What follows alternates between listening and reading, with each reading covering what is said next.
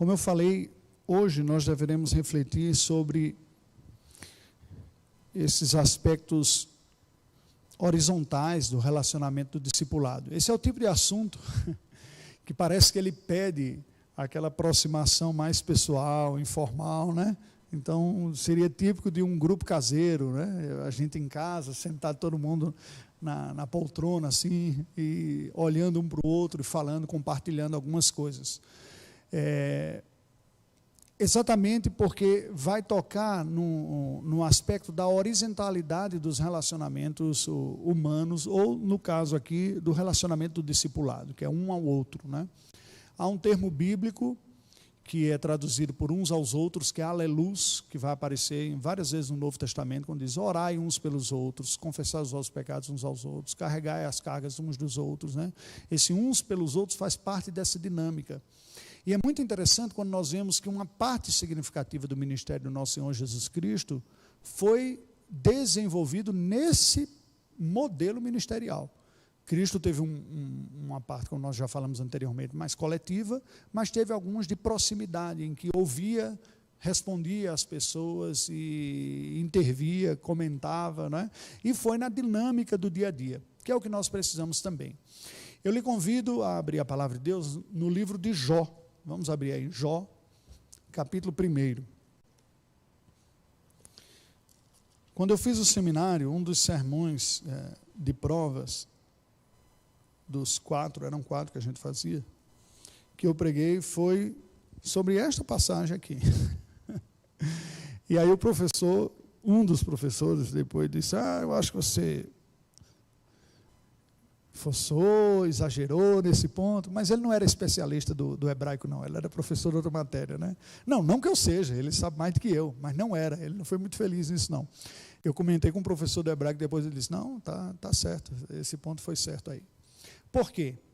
Eu gostaria de propor uma reflexão com vocês aqui, que é olhar características desta fraternidade, alguns traços desse relacionamento fraterno, horizontal, do amor filos, né, ou filéu, do Novo Testamento, a partir da amizade dos amigos de Jó com ele. Foi isso que causou esse ponto. Mas como assim? Né, os amigos de Jó, ninguém quer. Amigo de Jó é amigo da onça, né?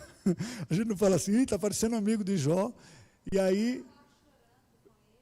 então, pois mas não antecipa não, né? Vamos dar uma olhada aqui. Primeiro, só para a gente rememorar o que ocorreu com Jó, né? Jó, capítulo 1, vocês lembram da história? Começa apresentando aqui: havia um homem na terra de Uz, cujo nome era Jó, homem íntegro e reto, temente a Deus e que se desviava do mal.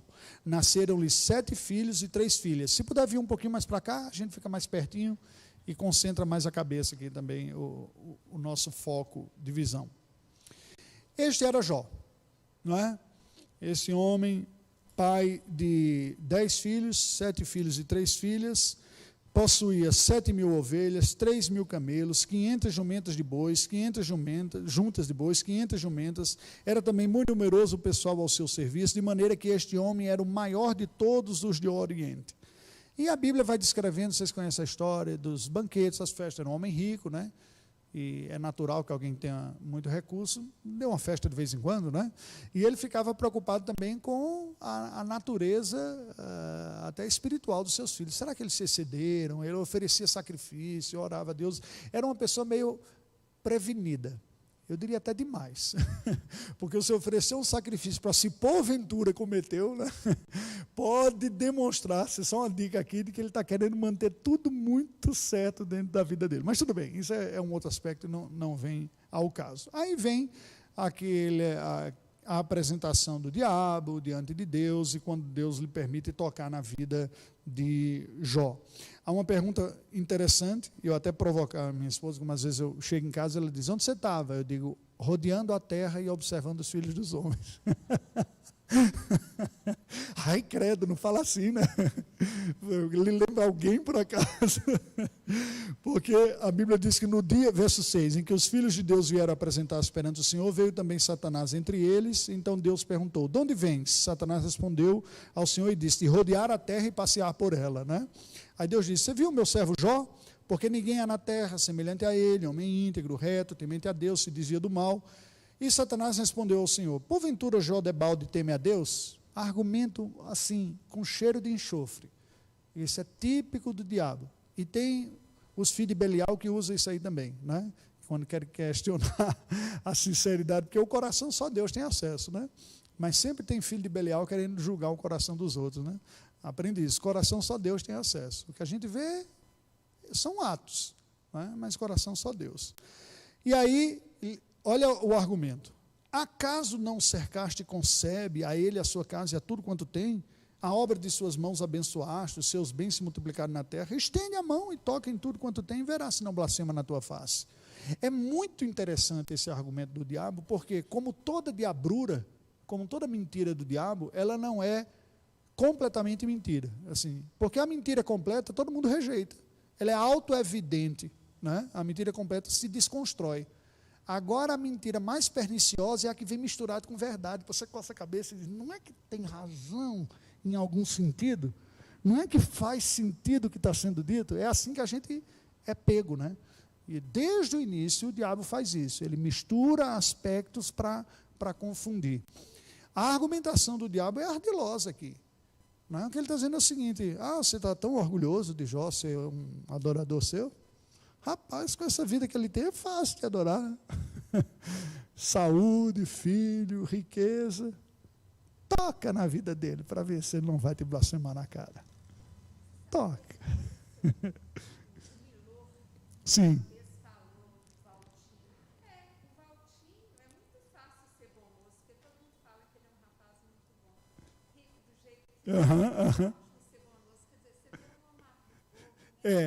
Mas é um questionamento, né, que tem assim, quando você vê uma pessoa muito virtuosa, chega a estranhar, não chega? E eu confesso que às vezes tem um pecado também, né? Eu, na minha adolescência, maguinho, sem músculo, né, não era muito atraente, vi uns rapazes fortes, com recursos e tudo mais, mas rapaz, me dava raiva, não é possível, o cara é forte, bonito, inteligente, brincadeira, não é possível, deve ser drag queen na sexta-feira à noite, deve ter alguma coisa escondida aí que ninguém sabe, né? Que aparece, não pode uma pessoa ser tão virtuosa assim, né? A gente fica meio que desconfiado, incomoda. E o que Jó está dizendo é o seguinte, o que Satanás falou é por causa do que ele tem. O curioso, assim, há uma medida grande de percepção da natureza humana aqui no diabo, claro, não é? Quantas pessoas não buscam a Deus interesseiramente, pelo que querem receber? Eu arriscaria dizer que não há ninguém que busque a Deus completamente altruisticamente. O que pode haver diferença é a qualidade do produto que você quer. Se você é espiritualmente um pouquinho melhor, aí você é menos carnal, você quer coisas mais espirituais, né? Perdão, paciência, amizade, outras coisas, mas sempre você vai olhar para Deus dizendo, e não é errado nesse sentido, porque Ele é a fonte de toda boa dádiva e todo dom perfeito, de fato. Mas nós precisamos sondar o coração para ver, peraí, até que ponto eu busco Deus pela glória dEle, para a honra dEle, pela glória dEle, e não por interesse meu, entendeu? Esse que é o ponto. Porque eu sou totalmente dependente dEle, desde questões materiais até os espirituais mais evoluídos, vamos dizer assim. Só que a minha busca de Deus tem a ver com Ele ou tem a ver comigo? Não é? Deixa eu colocar de uma outra maneira. As 6 petições da oração do Pai Nosso, que o Senhor Jesus nos ensinou a orar, as 3 primeiras não tem nada a ver conosco, tem tudo a ver com Deus. Pai Nosso que estás nos céus, aí vem, venha a nós o teu reino, seja feita a sua vontade, assim na terra como no céu, não é? Santificado seja o teu nome. Percebe? Não tem nada a ver conosco. Venha o teu reino, santificado seja o teu nome, seja feita a tua vontade. Aí depois, as outras 3 é que vem. O pão nosso cada dia nos dá hoje, perdoa as nossas dívidas como perdoamos os nossos devedores e não nos deixe cair em tentação. Tem a ver com as nossas necessidades. A segunda parte. Mas aí veja, o diabo põe isso aqui, Deus lhe permite tocar, mas não na vida dele, né? E aí ele perde tudo. Veja, a partir do versículo 13. Sucedeu um dia que um dos seus filhos e suas filhas comiam e bebiam vinho na casa do irmão primogênito. Quando veio um mensageiro a Jó, lhe disse, os bois lavravam, as jumentas pasciam junto a eles, de repente deram sobre eles os salbeus e os levaram. Mataram os servos ao fio da espada, só eu escapei para trazer-te a vida. Ele perdeu todos os seus servos. Então imagina, Perdeu todos os servos. Ok. Falava este ainda quando veio outro e disse: fogo de Deus caiu do céu e queimou as ovelhas e os servos e os consumiu. Só eu escapei para trazer-te a nova. Agora, outros, né? Outros servos e aqui ovelhas. Falava este ainda, quer dizer, ele ainda estava processando a notícia, da primeira veio a segunda notícia, está processando a segunda, veio a terceira. Quando veio outro e disse: dividiram-se os caldeus em 3 bandos, deram sobre os camelos, os levaram e mataram os servos a fio da espada. Só eu escapei para trazer-te a nova. Quer dizer, levou os camelos e matou outro bocado de servos que ele tinha. Também este ainda falava, quando veio outro e disse: estando os teus filhos e tuas filhas comendo e bebendo, vinham em casa do irmão primogênito, eis que se levantou um grande vento, vindo do lado do deserto, deu nos 4 cantos da casa, a qual caiu sobre eles e morreram. Só eu escapei para trazer-te a nova. Perdeu os filhos. Num ato assim, ó, um atrás do outro, num momento só. Vocês conseguem imaginar isso? Vocês conseguem imaginar momentos dolorosos na vida de vocês, de perdas de algo importante? Lembra de alguma importante que doeu? Foi difícil? Agora vê isso aqui. Foi praticamente tudo que ele tinha perdido num único momento, assim, no único dia, né? Um momento bem próximo do outro. A reação de Jó, a Bíblia diz que ele se levantou, rasgou seu manto, rapou a cabeça, lançou-se em terra e adorou e disse: nu saí do ventre da minha mãe, nu voltarei, o Senhor deu, o Senhor tomou, bendito seja o nome do Senhor. Em tudo isso Jó não pecou, nem atribuiu a Deus falta alguma. Senhor, tu me deste tudo. Ou seja, a interpretação da realidade passa por priorizar Deus, não quem eu sou ou o que eu tenho, é Deus. O Senhor me deu e o Senhor tomou. Do mesmo jeito que eu soube te louvar quando eu recebi, eu te louvo quando eu perco. Uma maturidade espiritual tremenda, né? Aí Deus pergunta para Satanás: você viu meu servo Jó? Aquilo que você falou não procede, não. Ele continua me adorando. E aí o diabo né, respondeu, versículo 4: pele por pele, e tudo quanto o homem tem, dará pela sua vida. Quando eu leio esse versículo, eu só lembro da despedida do Pedro Bial, do Fantástico. Saúde e paz, e o resto a gente corre atrás. Ele não despede assim, né? É igual o diabo, né? Ele usa o argumento de Pedro Bial. Ele diz: ó, se o homem tiver saúde e paz, o resto corre atrás. Você tirou tudo fora dele, mas ele tem saúde. Toca na pele dele, toca nele como pessoa, e você vai ver. Olha o que ele está dizendo: pele por pele, tudo quanto tem, o homem dará pela sua vida. Estende, porém, a mão e toca-lhe nos ossos e na carne, e verás se não blasfemará contra ti na face. E aí o Senhor diz: ele está em teu poder, mas poupe-lhe a vida. E aí é quando ele adoece de uma enfermidade terrível, que o deforma, ele perde peso. Ao longo do livro você vai ver ele dizendo: eu estou pura pele e osso, o meu hálito é tão desagradável que a minha própria esposa não aguenta ficar conversando comigo, as pessoas se afastam. Ele rapava suas feridas com caco, né, numa época que não tinha nem medicina, não tinha nem como amenizar. Ele foi desprezado por todas as pessoas, porque quando alguém perde tudo, aí você vai ver os amigos oportunistas vazando tudo. Quem estava próximo porque você tinha algo para oferecer, vai embora. E passou a ser escarnecido. Ele sai do topo da pirâmide social para a base, quando até crianças zombam dele. E por que eu digo até crianças? Porque na cultura semita antiga, a cultura patriarcal, há uma hierarquia muito clara na sociedade, não é? Quanto mais idosa a pessoa, mais respeito ela tem. É diferente da nossa cultura, que louva a juventude, né? E que o velho é desconsiderado. Na cultura bíblica antiga, quanto mais experiente, mais nobre é a pessoa. Por isso que Eliú vai falar só no final do livro. Ele diz: eu deixei os sábios falarem primeiro, as cãs, os mais experientes. Mas como vocês não estão conseguindo responder, eu me aventuro, arrisco dar minha opinião aqui. Porque ele tem claramente a ideia que na estrutura social, não é, ele está mais abaixo, por ser jovem. Agora, as crianças que estão ainda abaixo no modelo da sociedade patriarcal estavam zombando de Jó. É nesse contexto que a gente lê, capítulo 2, versículos de 11 a 13. Ouvindo, pois, 3 amigos de Jó todo este mal que lhe sobreviera, chegaram cada um do seu lugar. Elifaz o temanita, Bildade o suíta e Zofar o naamatita, e combinaram ir juntamente condoer-se com ele e consolá-lo. Levantando eles de longe os olhos e não reconhecendo, ergueram a voz e choraram, e cada um rasgando o seu manto lançava pó ao ar sobre a cabeça. Sentaram-se com ele na terra 7 dias e 7 noites, e nenhum lhe dizia palavra alguma, pois viam que a dor era muito grande. É baseado nestas palavras aqui, agora que a gente viu todo o contexto, dizer como que os amigos de Jó demonstraram, e estão resumidos aqui nestes versículos, ações de relacionamentos piedosos, no relacionamento horizontal aqui, não é? O que? Dá uma olhada, versículo 11, o que é que você vê aqui? O que aconteceu com eles? Tá, só o 11 por enquanto.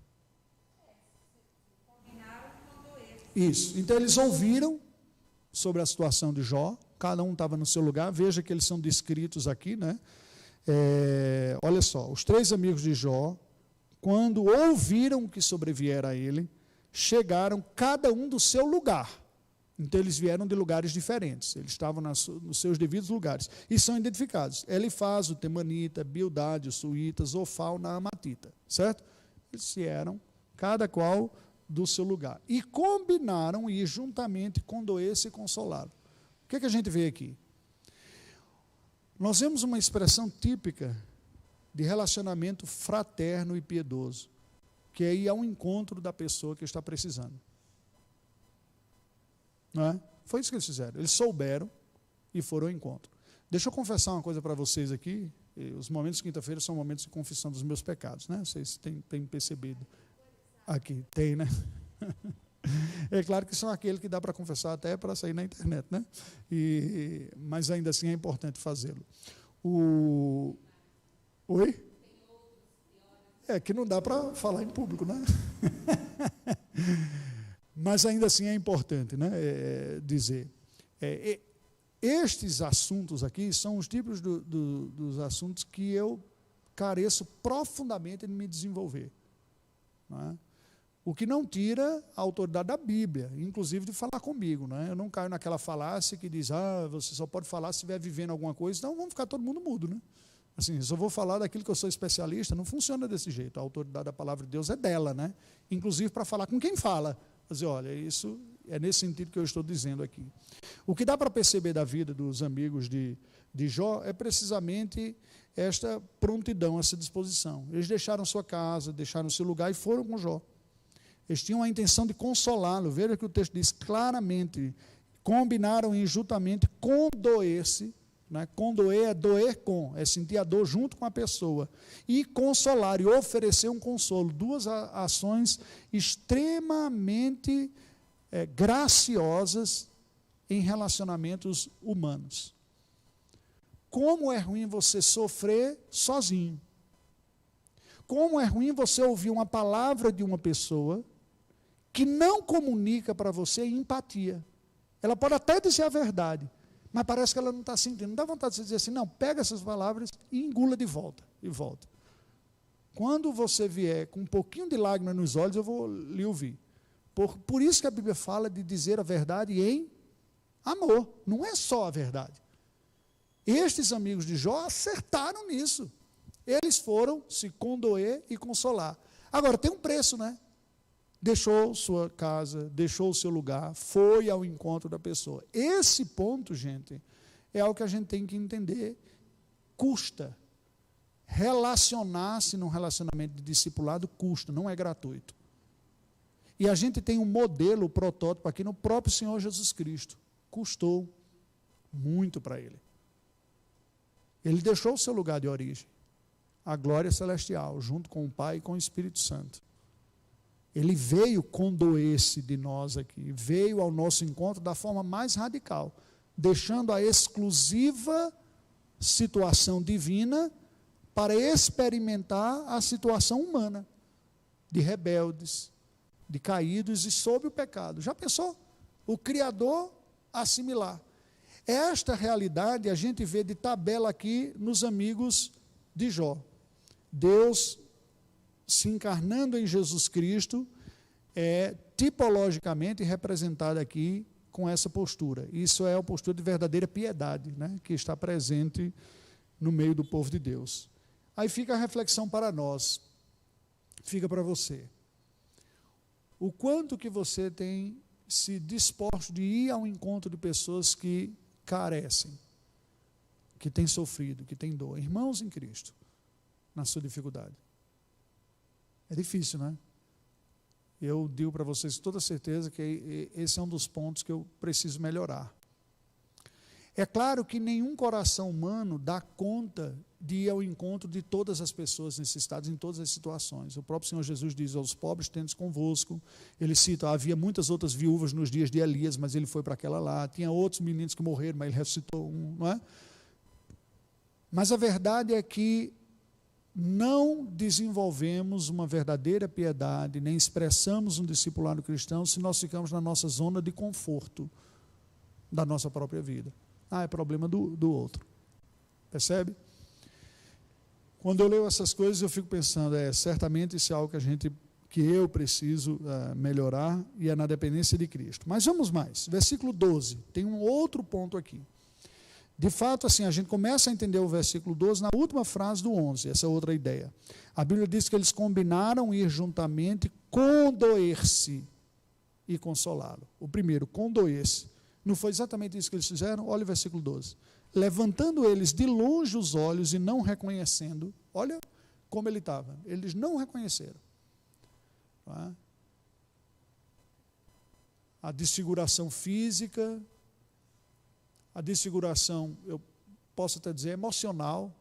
Imagino que estava estampado no rosto dele tudo que ele estava sentindo, né? O abatimento, a tristeza, o seu corpo havia perdido peso significativamente. Ergueram a voz e choraram, cada um rasgando o seu manto, lançava pó ao ar sobre a cabeça. Eu tenho até, nessas devocionais diárias que eu estou passando, esses últimos dias foi exatamente baseado nesses amigos de Jó aqui, por isso que eu estou hoje compartilhando com vocês também. Existe uma demonstração pública aqui de compaixão, mas também cultural. Nós estamos falando da sociedade patriarcal de 4.000 anos atrás, até mais do que isso. A cultura semita e hebraica da antiga aliança, quando alguém experimentava uma tristeza profunda ou uma dor profunda, ela demonstrava isso com alguns atos simbólicos, assim, como o meu coração está rasgado, eu rasgo a minha boca, a minha roupa, não é? Como eu estou em miséria, me sinto o pó, eu jogo o pó sobre a minha cabeça, eu estou me sentindo nada. Então, isso era muito comum na cultura, é comum na cultura oriental semita como um todo, não é? É um tipo de cultura em que conceitos são expressos através de atos concretos ou objetos concretos. Você vê isso muito fortemente nos profetas. O profeta vai falar alguma coisa, muitas vezes eles dramatizam aquilo que estão falando também com uma ação. O que os amigos de Jó fizeram foi isso. A dor foi tanta, assim, um coração moído, que isso se expressou com rasgando a roupa, jogando pó sobre a cabeça e soltando o choro. A Bíblia diz que eles, em alta voz, clamaram. Não foi comedido, não foi como japonês, né? Que quanto mais, a cultura japonesa é oposta nesse sentido. Quanto mais sério, grave, solene alguma coisa na cultura japonesa, mais baixinho você fala e comedido. Então, é uma solenidade meio presbiteriana, assim, né? Assim, quanto mais glorioso for, mais comportado você fica. Não mexe, não. A cultura hebraica não é assim, né? Quando aquilo falava forte ao coração, aquela dor que estava por dentro era expressa com palavras também. E por isso eles choram.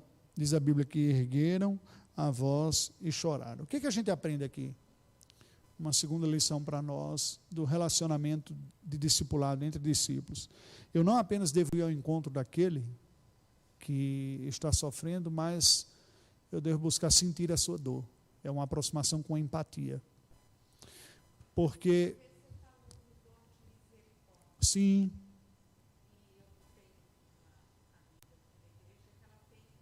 sim,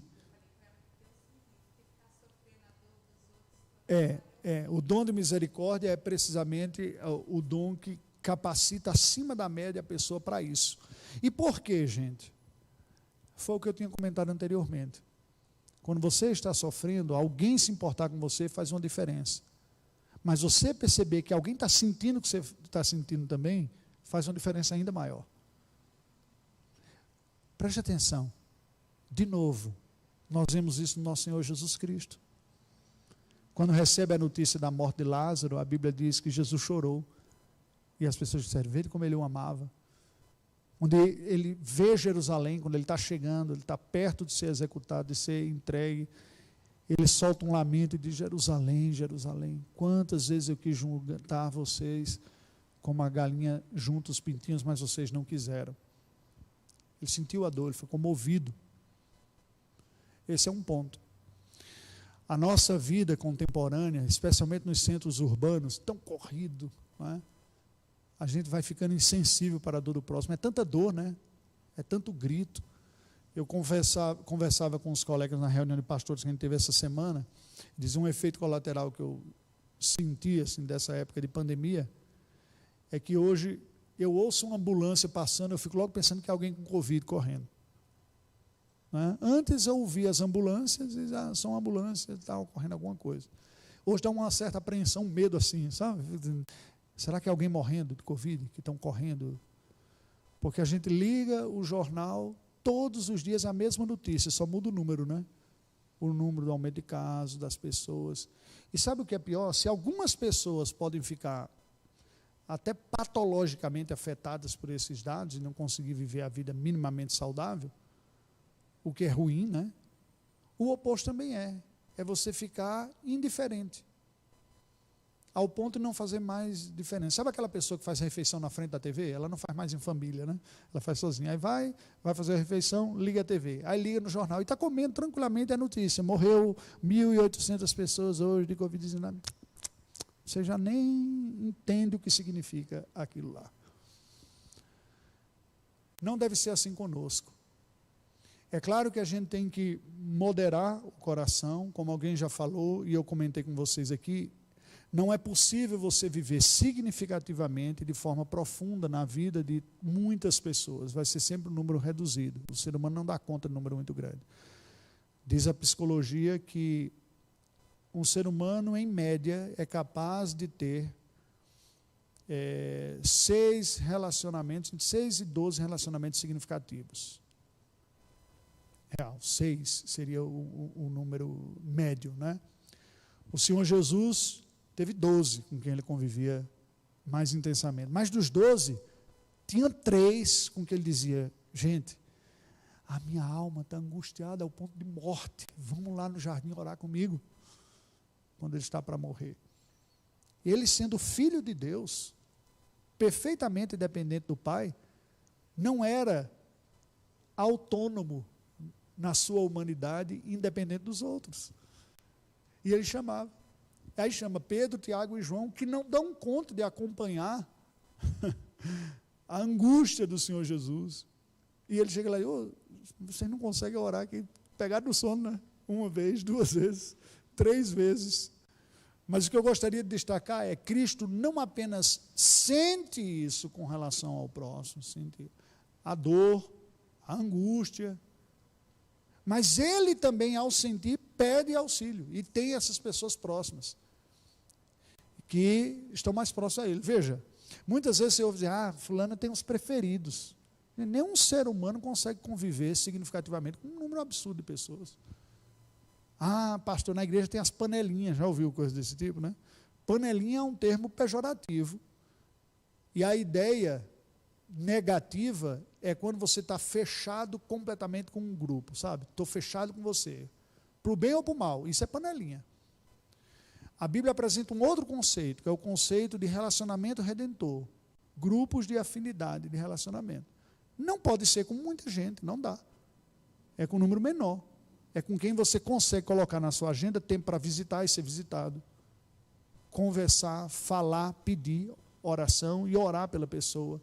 Ouvir a história dela, sentir chorar com ela e pedir para ela vir e chorar com você. Foi isso que Jesus fez com os apóstolos. Dos apóstolos ainda tinha 3 mais perto. Não é? Veja que os três estão presentes não só naquele momento, mas virou até musiquinha do departamento infantil, né? Pedro, Tiago e João no barquinho, né? Era aqueles que estavam mais próximos, que iam fazer uma pescaria. Foi aqueles que estavam no Monte da Transfiguração. Veja, não foi os 12. Tem alguns que são mais próximos, é normal, não tem problema nenhum. Só que além de ser normal, o que eu quero dizer para vocês é necessário. Eu preciso, para o bem da minha alma, para eu crescer espiritualmente, na dependência e na semelhança de Cristo, sair da zona de conforto da minha própria vida e dos meus próprios problemas. E incluir o dos outros. Sentir a dor do outro também. Sabe aquela história que diz, a pessoa está rebelde sem causa. Às vezes falam, né? Uma fase da vida, adolescência e tudo. Manda essa pessoa ir lá para um hospital, para ir para a favela, para ver o que é sofrimento, para parar de achar que a vida é tão cruel dessa maneira. Há uma medida de sabedoria nisso. Abra-se um pouco para a dor do outro, para você redimensionar e reinterpretar a sua. Sim. A pessoa que tem esse dom de misericórdia, ela sente tudo que o outro sente. Não é preciso ser o dom de misericórdia, não. Não é preciso ser o dom de misericórdia, não. Os dons, conforme a gente tinha falado, eles capacitam as pessoas que o possuem a ter aquilo no nível acima da média. Mas todo dom espiritual corresponde a uma virtude cristã. Todo ele. Então, todos nós somos chamados para ser misericordiosos. Mas quem tem um dom de misericórdia tem demais. Aquilo é acima da média, se destaca, entendeu? E nesse sentido sofre. Sim, é verdade. Porque, veja, a empatia com a dor do próximo é sentir a dor do próximo. Mas não foi isso que os amigos disseram? Vamos lá nos condoermos. Há uma sabedoria nisso. E eles aprenderam isso de quem? De Deus. Deus. Deus olhou para o homem, viu o perdido e veio atrás dele. Teve compaixão. Sentiu a sua dor. Assumiu a nossa humanidade. Jesus chora pelos seus, chora por Jerusalém. Vamos seguir. No versículo de número 13, a gente vê um outro ponto. Diz que sentaram-se com ele na terra 7 dias e 7 noites, e nenhum lhe dizia palavra alguma. Eles não apenas foram ao encontro, sentiram a dor, mas estiveram juntos, estiveram próximos. Porque uma coisa é você dizer, eu bati o cartão, já fui lá, já cumpri. Não tem vezes que a gente faz assim na vida, vamos ser sérios. Eu me lembro quando, algumas vezes, eu saí de casa antes de fazer 18 anos, tá? Uma semana para fazer 18 anos de idade. Nunca mais voltei a morar com a minha família, né? Ganhei a independência aí. E aí, tinha as férias, 30 dias, voltava na Paraíba, e eu chegava, minha família bem típica, tradicional do interior, do Nordeste. E eu tinha uma lista assim, de rosário para fazer, assim, de casa para visitar. Fulano quer ver você, o outro quer ver. Aí eu disse, gente, eu não dou conta disso, não. Eu estou aqui, quem quiser pode vir. E recebo. Por que eu estou falando isso? Porque às vezes a gente vai até por uma espécie de desencargo de consciência, né? Pronto, fui lá, já cumpri, visitei a pessoa lá. Não é? O que a gente vê do amigo do Jó é que a questão não é bater cartão. E aí é o dado curioso, porque em momentos significativos na vida das pessoas, a presença de um outro faz toda a diferença. E ela jamais esquece. Eu não estou falando isso no sentido de que você queira ser lembrado para sempre. Não é isso, não. A perspectiva cristã não é essa, porque aí seria a busca da glória pessoal. É de ser um instrumento eficaz nas mãos de Deus para a vida da outra pessoa. E aí deixa eu confessar uma coisa para vocês. Aí não é confessar pecado, não. É confessar uma percepção que eu tenho, que eu entendo que é um desvirtuamento que existe no seio da igreja. E eu percebo que muitas vezes a igreja espera tudo isso do pastor. O pastor é aquele que deve ir ao encontro, deve se condoer, que deve estar presente. Na vida de todo mundo, ou desgraça, ninguém dá conta disso, não.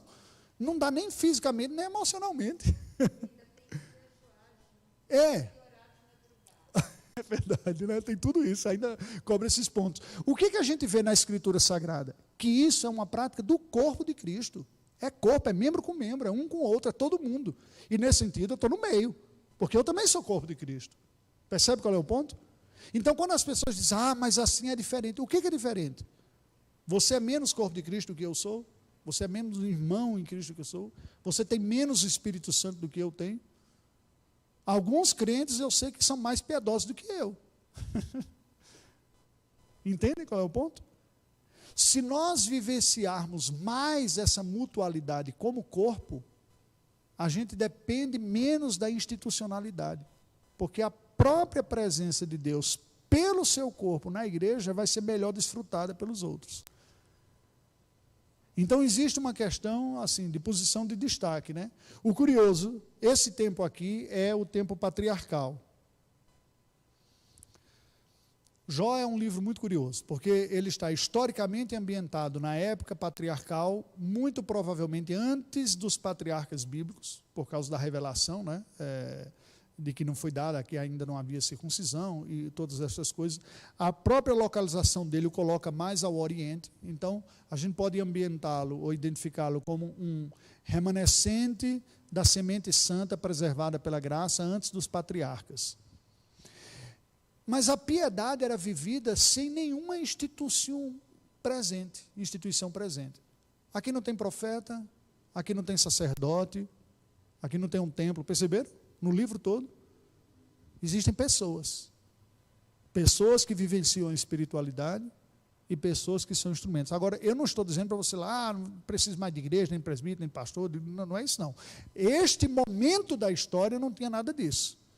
Foi a época antes da lei e antes mesmo dos patriarcas, muito provavelmente.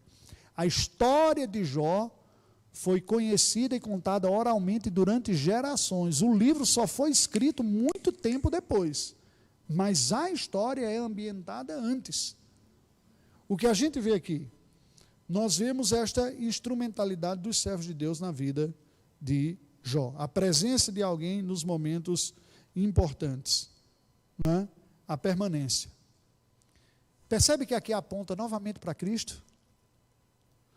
O Senhor Jesus vai subir aos céus, os discípulos estão meio, e agora como é que vai ser? Ele diz, ei, calma, eis que estou convosco todos os dias, até a consumação do século. A presença de Cristo com nós não é de bater cartão. Vai ter um momento na vida que você acha que foi abandonado por todo mundo, mas por Cristo não. Oi? O tipo de Cristo? Não, tipo de Cristo é um termo teológico. Nestas atitudes todas, nós vemos sinais de piedade que são concretamente e plenamente vivenciadas em Cristo Jesus. O que ocorre é que toda piedade, presta atenção, toda verdadeira piedade é paradigmaticamente estabelecida por Deus. Deus é que é o ser santo e puro, e Cristo é que é a humanidade perfeita. Quando a gente vê esses sinais de piedade, eles são sempre lembretes ou como reflexos que vão se cumprir plenamente em Cristo. Os amigos de Jó ficam um bom tempo com eles, mas quem ficou bem mais? Cristo. Entende? É nesse sentido que eu estou falando. Quando alguém acompanha uma outra pessoa, está presente na vida dela, preste atenção, o que é isso? Essa pessoa está sendo recurso do próprio Cristo na vida do outro. Nós somos corpo de Cristo. Não perca isso de vista. É este o grande privilégio do ministério cristão. Quando eu sirvo a outra pessoa, não sou simplesmente eu servindo a outra pessoa, é o próprio Cristo se dando a outra pessoa através de mim.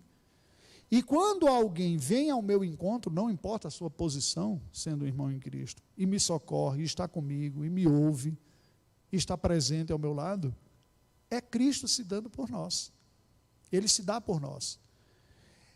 Há um aspecto da teologia chamado união mística da igreja com Cristo, né? Cristo está em nós como igreja, nós somos o corpo de Cristo. Quando eu obedeço esses mandamentos, o que a gente leu em João aqui inicialmente, nós estamos demonstrando de forma concreta para o outro Jesus Cristo, quem Ele é. Entende? É nesse sentido que eu estou falando. E por fim, falar a palavra certa no momento apropriado. O quarto ponto. Os amigos de Jó, diz a Bíblia, que eles não disseram coisa nenhuma, pois viam que a dor era muito grande. Até aqui eles acertaram. Ou seja, até o momento de falar eles acertaram. Eles erraram quando abriram a boca. Aí vem, do capítulo 3º até o final, eles erraram tudo que falaram, praticamente, no conselho, por causa do problema teológico deles. Eles tinham uma teologia fatalista, de causa e consequência, que tudo que você faz aqui mesmo você paga, e que todo sofrimento aqui é fruto do seu pecado pessoal. Tem gente que pensa assim, até hoje, na igreja, aqui na igreja tem gente que pensa assim. Porque existe um aspecto da verdade do mundo criado por Deus, que é a chamada lei da semeadura, ou lei da causa e consequência. Todo o universo criado por Deus é regido por essa lei da causa e consequência. Se você planta maçã, vai nascer maçã, não vai nascer abacaxi, certo? O problema é que a lei da semeadura, da causa e da consequência, que a gente não pode ignorar, porque ela ocorre, ela não redime, ela não salva. Não há esperança nisso, porque nós somos transgressores, percebe? Aí existe uma outra lei funcionando no universo, que é fruto da misericórdia de Deus, que é a lei da redenção. É graça. Você não é capaz de produzir os bons frutos que você precisa, mas eu, Deus, sou, e eu vou fazer em seu lugar. É aqui que há a nossa esperança de salvação. Não só salvação do inferno, eterna, mas de mudança, porque a gente ainda falha, percebe? E isso faltava para os amigos de Jó. Eles tinham uma percepção de causa e consequência, e só enxergava toda a realidade nisso. Aí não bate. Se ele está sofrendo assim, é porque ele deve ter feito um pecado muito cabeludo. Entende? E o próprio Jó não consegue entender o que é que Deus está querendo com tudo aquilo. Porque ele também precisava amadurecer na percepção do conhecimento da graça de Deus. O que a gente aprende aqui no final, para encerrar? É preciso falar a palavra certa na ocasião apropriada. Tem hora de falar, tem hora de calar. Mas quando a gente vai falar, é preciso saber falar. Falar na hora errada estraga. E falar a coisa errada estraga também.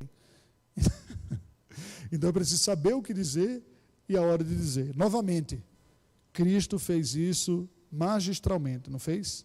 O Senhor Jesus sabia se aproximar das pessoas e falar aquilo que elas precisavam ouvir. E no momento certo. Quem precisava de exortação, ouvia exortação da parte de Cristo. Quem precisava de consolo, ouvia consolo. Tinha a hora do silêncio, tinha a hora de falar. Os amigos de Jó, não é? A gente precisa aprender isso. Eu, por traços da personalidade cultural, durante muito tempo na minha vida, sou muito tentado a querer sempre falar e resolver logo. E por causa disso, machuquei muita gente. Muita gente que eu amo. Porque ao querer achar que é mais rápido e mais produtivo, a palavra nem sempre foi com compaixão, misericórdia. Né? Sabe, a palavra branda desvia o furor, mas a palavra dura suscita a ira. Fiz isso e ainda achando que estava certo, que era não postergando. O silêncio também não é expressão de amor. Se uma pessoa está na iminência de morrer e ninguém alerta e fica em silêncio para não incomodar, você está deixando a pessoa morrer. Então é preciso saber falar, mas falar a hora certa.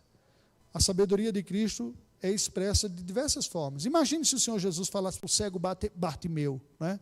Olhai os lírios do campo e veja que floresçam. Né? Ele é cego, não faz sentido nenhum dizer olhe os lírios do campo. Ele fala para quem vê. Imagine ele falando para a viúva, velhinha, que entregou aquelas 2 moedas. Se alguém quer vir após mim, negue-se a si mesmo, venda tudo que tem, distribui e dê aos pobres. Ele disse, mas eu só tenho 2 moedas, você ainda quer que eu distribua e dê para os pobres? Não fazia sentido dizer isso para ela, né?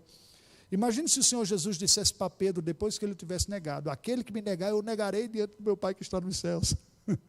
Ele falou isso em outro contexto, uma outra ocasião. Ou para o ladrão que está na cruz, que diz, lembra-te de mim no teu paraíso. Ele disse, olha, aquele que crê em mim e for batizado será salvo. Coitado, está morrendo ali. Ele diz, então estou perdido. Não é? Então por que eu estou falando isso? Cristo tem a palavra certa, no momento apropriado, para a pessoa certa. E isto é sinal de graça que a gente precisa aprender também. Que Deus nos ajude, porque isso cada um de nós pode desenvolver, e cada um de nós pode ser instrumento nas mãos de Deus na vida de outra pessoa, e cada um de nós pode se utilizar de outro irmão ou irmã em Cristo também, como expressão do próprio Cristo na nossa vida. Não é? Indo ao encontro, sendo empático, sentindo a dor do outro, permanecendo em momentos presentes, dando a palavra certa, na medida certa, na ocasião apropriada. Certamente nós não damos conta de fazer isso por nós mesmos, na nossa força. Nenhuma destas coisas na sua totalidade. Mas Cristo em nós podemos amadurecer, crescer e experimentar cada vez melhor isso. Vamos orar ao Senhor? Fale, Olga.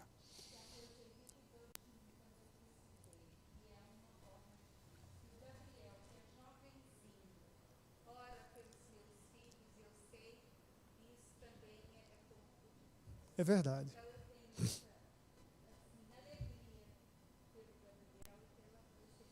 Graças a Deus. Isso é muito bom. E por que eu quis dar essa palavra hoje? Porque nessa nossa conversa sobre discipulado, nós não podemos subestimar a importância das pessoas simples, comuns, cristãos, na nossa vida espiritual. E a gente ser isso também. Percebe? É essa a minha intenção com essa palavra. Não ficar apenas dependendo de figuras representativas, institucionais, mas cada um de nós tomar parte nisso, né, para a glória de Deus. Fala, Gabriel.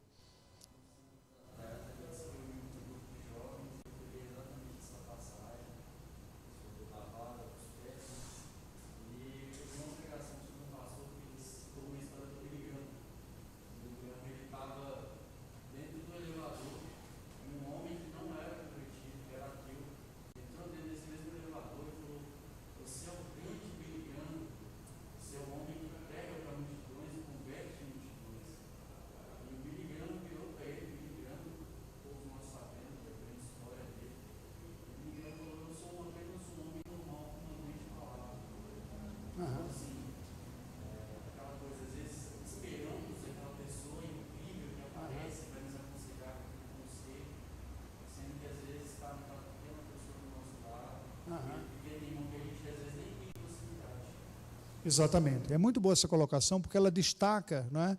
Eu entendo, assim, existem alguns sinais de piedade que são meio piegas, né? Mas conhecendo o Billy Graham, eu entendo que foi isso, foi exatamente a visão cristã. No reino de Deus não existe gente grande e gente pequena, não é?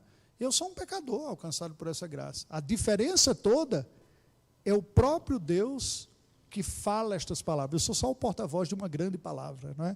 E Ele sabe o que é que Ele poderia contribuir também. Vamos orar ao Senhor.